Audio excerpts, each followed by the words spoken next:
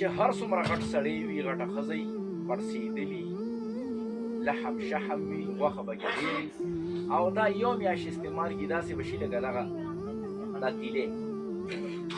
دارچیني څه شی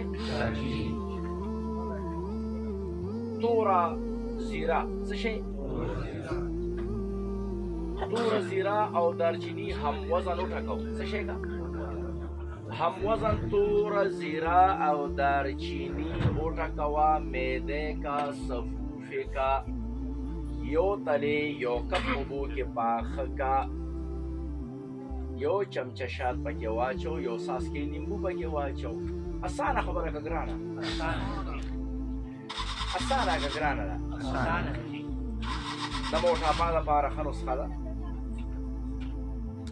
چې په ته د پوهېدلو سره زما سویمه ده لکه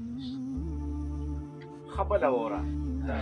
اوس چې ستا په ژبه کې دارچیني ته نه پېژنو سره یار زه څوک هم نو